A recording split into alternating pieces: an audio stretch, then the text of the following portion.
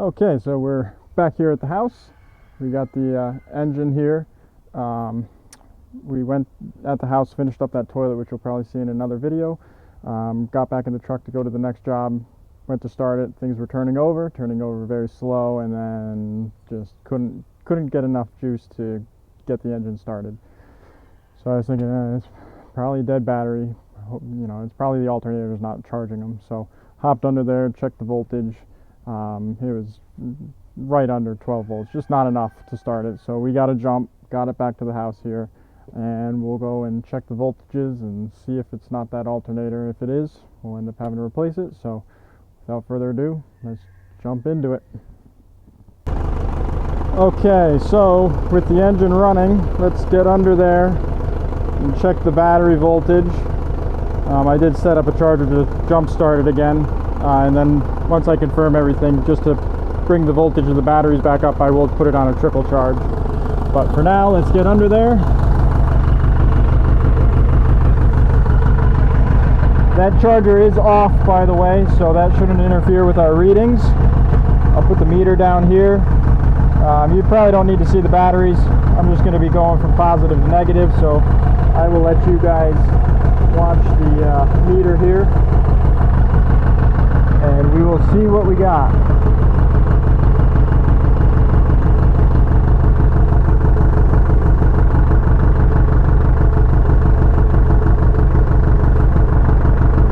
Get a good connection here.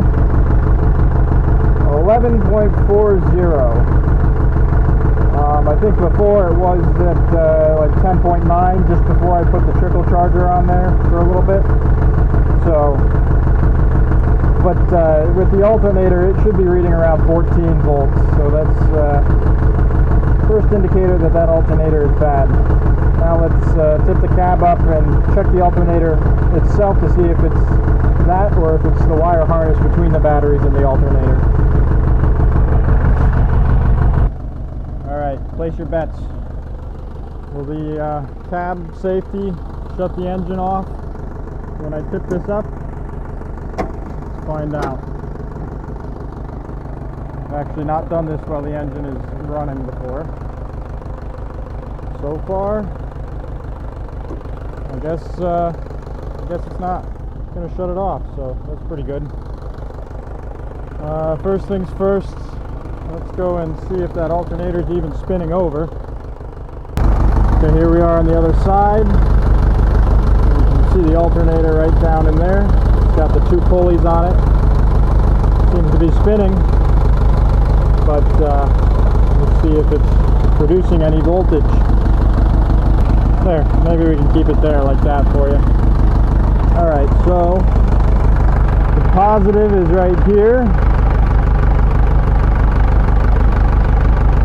Good grab on that.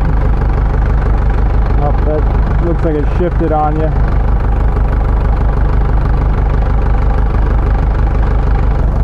Find ourselves another.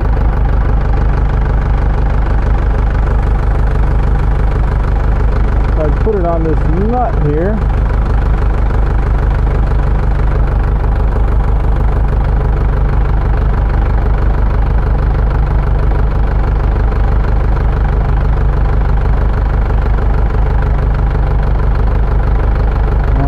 I don't know. 100 volts? That seems kind of crazy.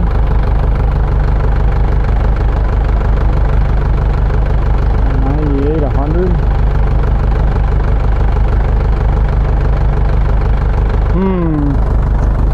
Interesting. Okay, so as you guys saw from that previous video, whatever reason, we were getting like 90 to 100 volts, which is way high for an alternator. So I called Jaconski just to see if maybe it wasn't something that they were aware of or if they had any suggestions. So they did tell me to get under here and check the high current fuses, which are just to the other side of the battery box here. And that blue one there is the alternator fuse. It's 100 amp. So I double checked the voltage across that, and we were getting, again, 85, 90 volts, which is way high. And then, at first glance I looked at it, it looked like it had gotten a little bit warm compared to the others. It was not quite as shiny. And then I was looking at it a little bit more, and I'll try and get you guys in there, but it is blown. So we'll get you in there. If you can see to the top there, there's a gap in that strap. That's supposed to be a complete strap there, but you can see that dark spot. I'll try and point it out to you here. Let's see. Right up there, there's a gap in that fuse, that link there, right up there. And so this fuse is blown. Whether it's because of the voltage or what, if the regulator in that alternator is completely gone, I'm not sure. So what I'm going to try and do real quick here is to just jump this with a piece of wire and check the voltage at the batteries. If it spikes up to like 80 volts real quick, then we know it's bad, and that alternator needs to be changed. Most likely it needs to be changed anyway, but I'm just going to double check it, and we'll go from there. Okay, I kind of got carried away here, forgot to film, but to get to this alternator, you have to take the AC compressor off, which is just unbolting it and then peeling it off, putting it to the side. Then you have the adjusting mounting bracket bolt here. You just connect that nut off of it here, which is on the adjuster bolt. You take your positive lead off, and then right here is a through bolt for your negative lead, and then you're almost free except for down here there's a bolt at the bottom of the alternator that runs through that you have to disconnect, and that's what I'm working on right now.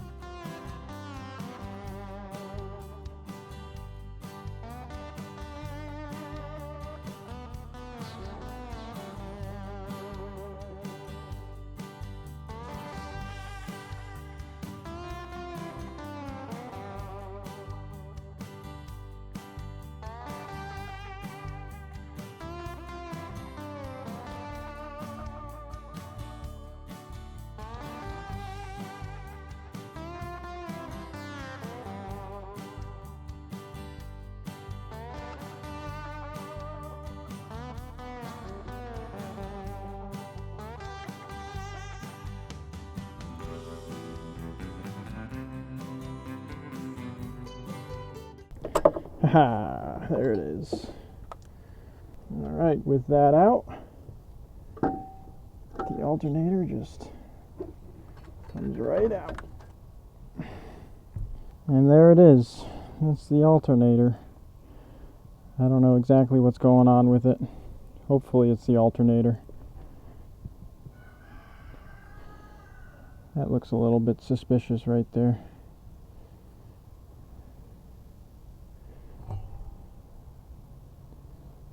So, I don't know.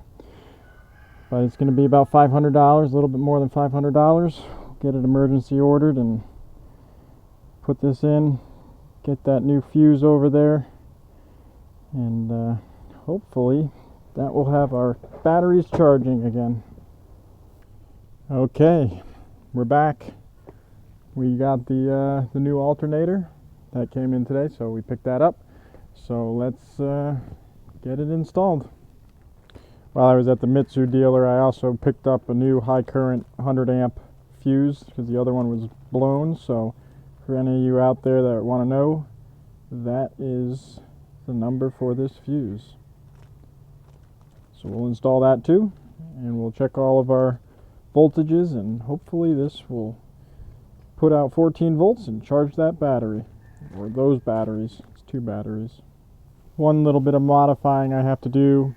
There's a couple actually different things with this, but the actual mounting bracket that's built into the engine block here. Well, I don't know if it's the engine block or just a pump or something, but anyway, the mounting bracket that's on the engine wore out, so that the hole is now bigger and it fits a 1/2 inch bolt, and that's what will be snug in there. If it's smaller than that, it's loose and it causes the pulleys to be not perfectly parallel with the pulley on the engine itself. So with it being a 1/2 inch bolt, I'm going to have to open up these holes on the alternator itself, because that obviously is not going to work. I suppose you could say I could shim that, but I don't think it's I don't think it's a perfect hole all the way through. The 1/2 inch bolt fits in there pretty snugly. That's why I had to hammer it out. Probably have to hammer it in too. So I think that's what I'm going to do. The other curious thing is that this adjusting hole is threaded on here, whereas on the other one it was not. So I don't know if this just, I guess it will just go through that hole. It's kind of interesting. I guess it's just a universal thing, probably. But that's just something I noticed. Well, at least I don't have to modify it too much. So, alright, so I'm going to drill this out so that it will fit the 1/2 inch bolt. It'll be too late by the time you guys see this, but if any of you do have any suggestions on what else I could have done in this situation, drop a comment down below, so in the future I might do that instead, or you might help somebody else. But for now, we're doing it this way.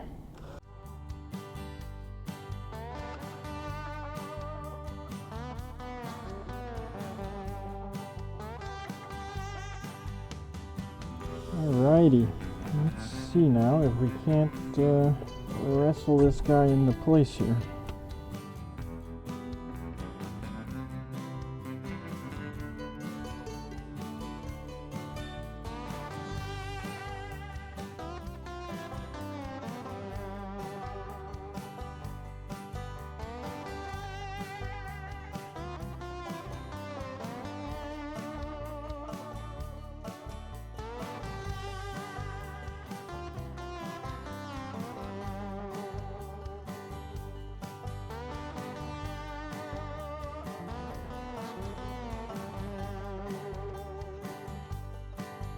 Alright, you guys, that's the nut.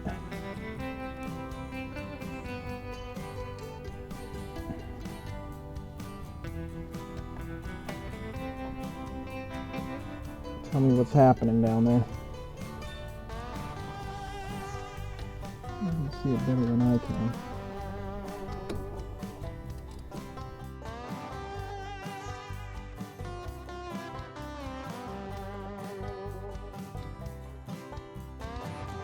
Oh, it looks like it's doing exactly what I thought it was doing, which is fine, because then I can put everybody's favorite on there. A washer and a lock washer.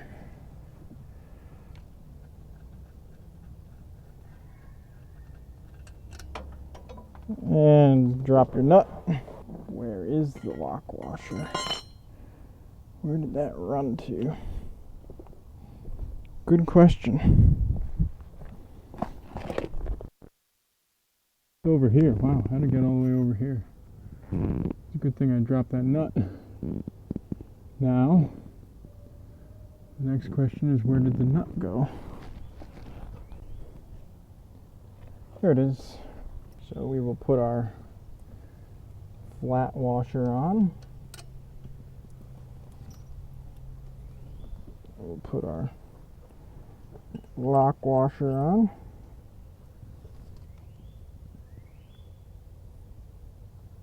And we will put our nut on.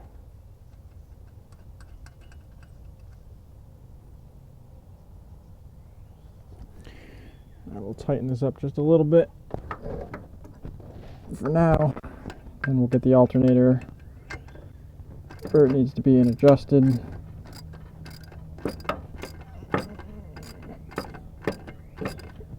And And then we'll sock this back down. Alright, let's adjust that alternator and get the belts put on. Okay, hopefully I don't knock you guys over. Gotta line our belts up here. There's this top pulley right here.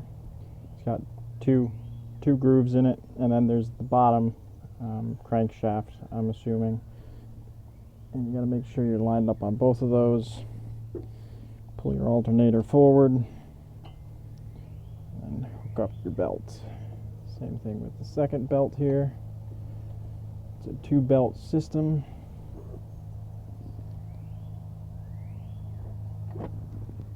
And I don't think I'm on the right belt down here because there's actually 3 pulleys on the crankshaft down here.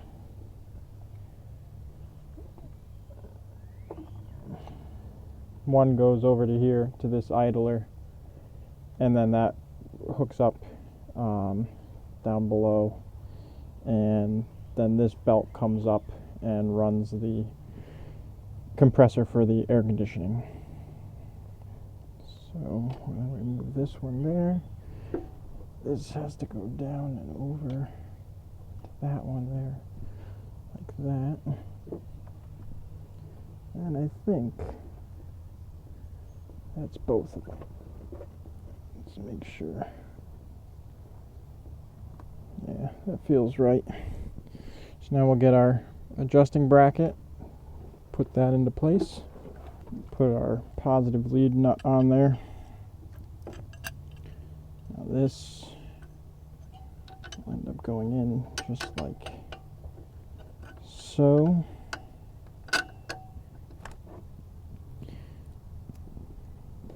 This has a flat washer, a locking washer, and then the nut. And then there's a bolt that goes in here to bolt it into the engine. And you snug these things down. See, so if that bolt down below, that first one we put in, was sloppy, it was causing the pulleys here to rack, and so then they weren't lined up with the belts, and you're just going to wear through belts faster that way. It runs fine. You might get maybe a little bit of a squeal, but you're just going to wear through belts. The other thing you got to do while you have it somewhat free is connect up your the other thing you have to do while you have it somewhat free is connect up your lead sensor here. See, I already kind of got myself in a bind here. Okay, so before you forget, plug in your signal sensor, or your signal, plug in your signal, I don't know, whatever you want to call it, signal wire, signal leads, I don't know. Then you can put on your tensioning bracket. Bear with me here, I'm a plumber, not an auto mechanic, but I believe that this one here that I have is a 17 mil, which it looks like it is. I'll snug that up. And I believe that this tensioning one is a 14 mil. I'll just put a little bit of tension on there because we want it to be able to slide a little bit. I think this is a 12.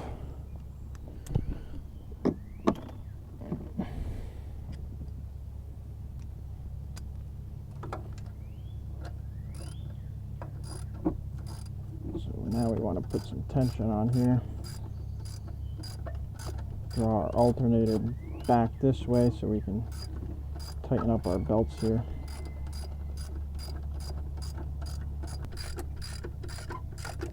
We're almost there. I'd say that's probably pretty good.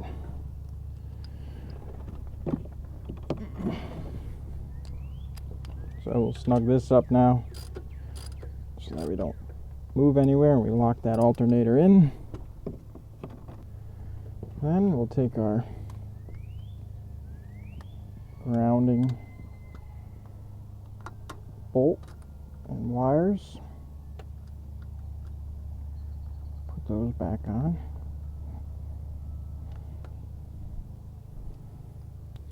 And finally, take our positive lead. I don't know, some of you might tell me I'm doing this backwards. Oh well. Put that on, put that on. Technically, I guess right now it doesn't matter because I have that fuse out, so really this is an open circuit. Alright, I think that's a 12 mil too.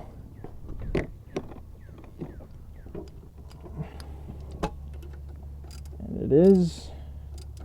So we'll just snug that down, just like so. And the alternator is back in. Now we just have to mount the compressor, the air conditioning compressor again. And then we can run it, go over to where that fuse is, and see if we're getting the right voltage. Hopefully it's not something crazy like 40 or 80 or 100 volts. That was kind of wild. Alright, so I know that we kind of skipped over removing this on the breakdown here, but the installation is basically the reverse of the removal. So you make sure you get it on that idler pulley over here. I don't know if you guys can see that idler pulley, but there's one over there, you're gonna have to trust me. Then you get it on the outside groove of the pulley on the crankshaft here, and then you kind of have to just tip this in. I don't know, again, there might be a better way of taking the tension off of this, but I have found this to work out fine for me.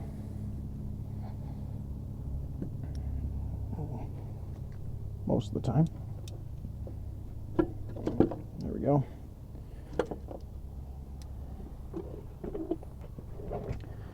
Now there's 4 bolts. 3 are the same length, and 1 is way long. The long one goes on the back side at the bottom. There's one that has a wire clip that goes in the top here, and then the other 2 just go in this bolt hole, and then there's one down below. These are also 12 millimeter hex heads, so that makes it kind of easy. So then you just kind of hold it into place and thread one in, get it close, and then to tension it, you're going to have to hold on to the clutch here, pulley assembly, and lift up, and then you can thread this one into place. Then it still rocks a little bit, so you can plug your connector in, and then you feed in the long one down at the bottom over here, and you can pull up again, same thing, you can get that one threaded in there.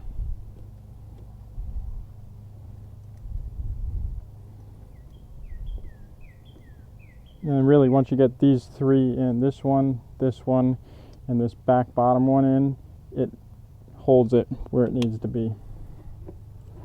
This front bottom one can be a little bit tricky because, again, the bolt hole lines up basically almost even with that adjusting bracket.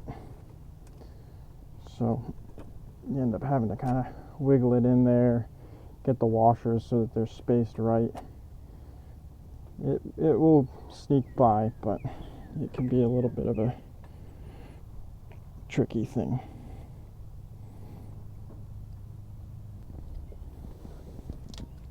And for most of these, the socket will get to it pretty nice. Again, it's that front one that can be kind of a bugger to get to because of the alternator adjusting bracket there. You just snug these down. I snug them down. I don't know what the actual torque is. Haven't bothered to look it up, but I'm going to use the 1/4 inch for this front one. I think I can sneak it in there a little bit better.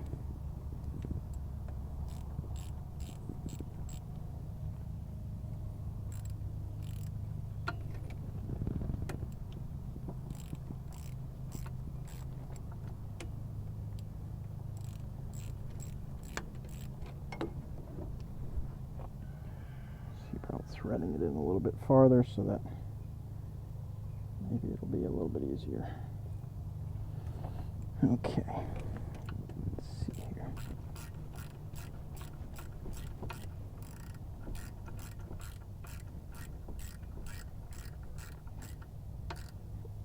There we go. Snug it down. All right, then we can put our wires in here, clip them in. Clip them into that one. Make sure that we're going to be good and safe away from any of the pulleys. I think we're in good shape. All right, I will run over to the other side and see about giving it a start, and we'll take some tests, see if it even spins up correct and everything, and then we'll do some voltage tests. All right, here we go. Contact.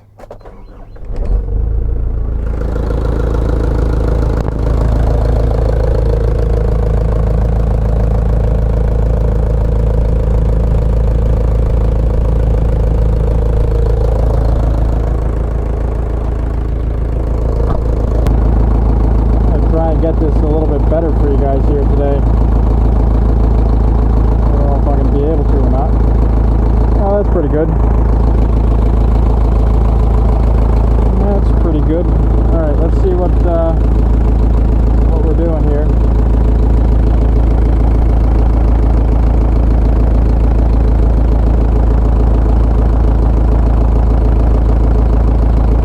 I got it backwards.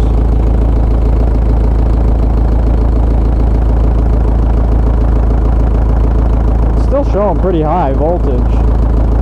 73 volts. I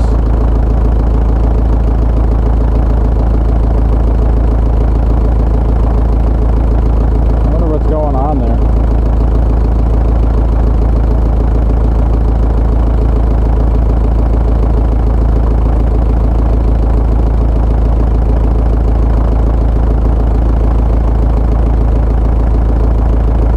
See, when I have it on that, 80. Let's go on to another ground source.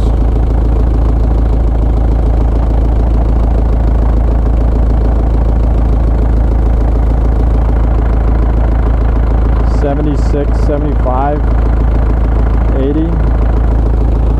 Just so you guys can see, definitely on DC voltage. I'll get another voltmeter and see if that's the same. Alright, here's my older voltmeter. This is a pretty trusty one. Doesn't have the fancy backlight for you guys. See if it'll clip on here and you can see it or not. I guess you can see it fairly well. Alright, let's see what we're getting. Go there. Yeah, 76, 75 volts. I don't know, that seems kind of crazy. I wonder if our signal lead is bad or something.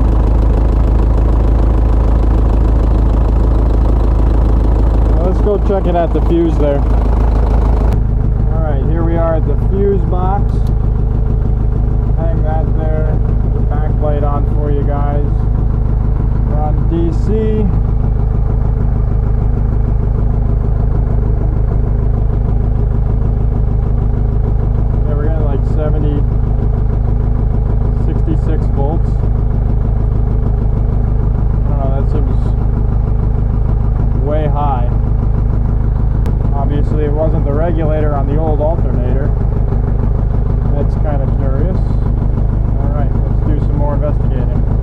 Okay, so I did a little bit of digging online, and I think what might be happening is that the alternator is sensing that there's no voltage coming back to it, or it's not right, so it's trying to charge like it's under full load.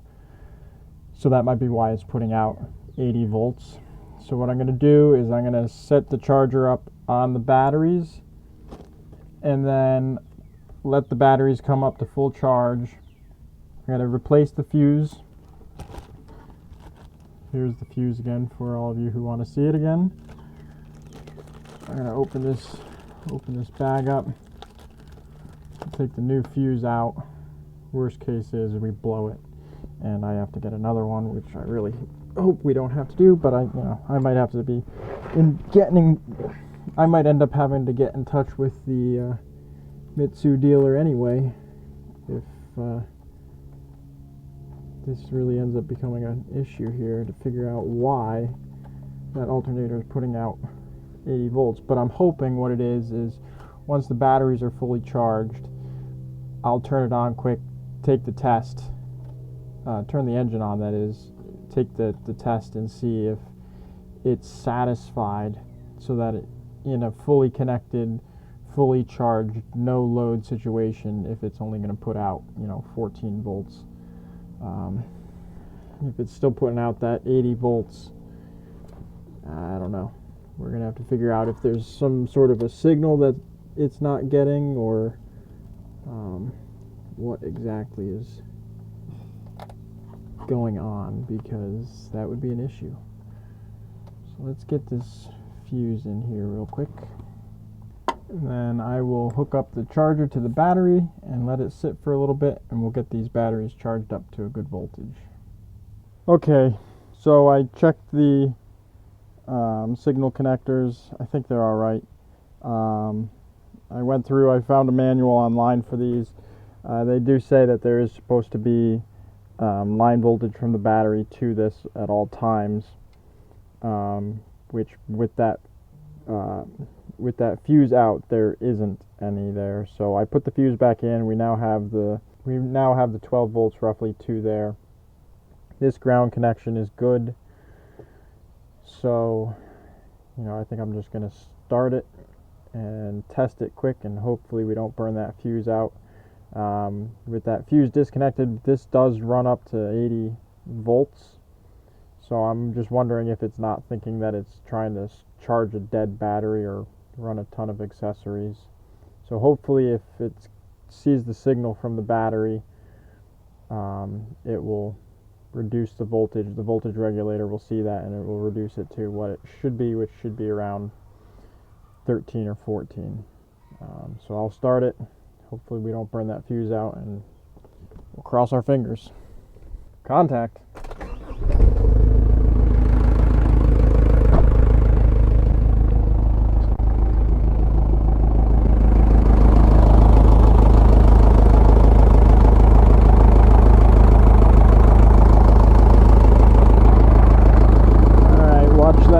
Meter there. Let's see what it does. Get a good ground. Hey, look at that. 13.5. So it must have just been seeing the open line and thinking that it was trying to charge a dead battery and just running the voltage right up. I mean, unfortunately, what that means is the old alternator might have actually still been good, and it was just that fuse had blown for whatever reason. And so then the old alternator was sending out like 100 volts.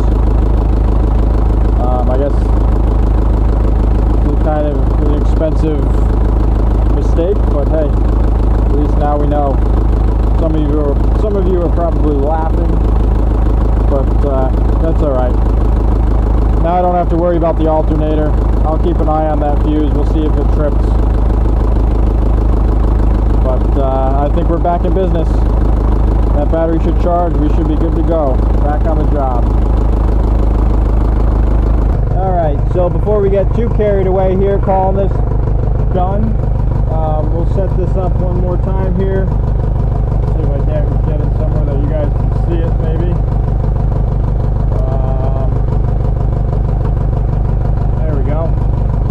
let's just make sure that we're getting the voltage we need to the battery itself. And 12.5 there. Of course, these batteries still have to charge. I don't think they're fully charged, so gotta go from negative to 12.92.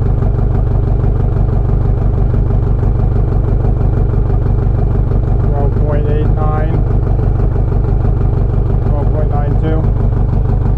So we're losing voltage. We have a little bit of a voltage drop between the regulator and the fuse here, and then between the fuse and the battery. But I think we're charging, so that's good.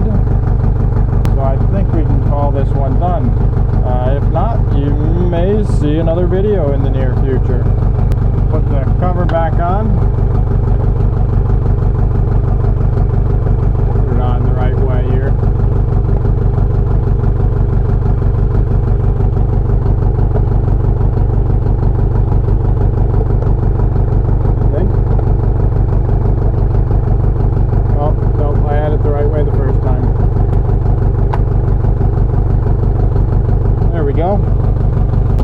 And I figured I'd clip it on here for all you that want to see. I don't know why it's saying AC amps, but I don't know if that's going to make a difference. Maybe it will. I don't know. Running 5 amps.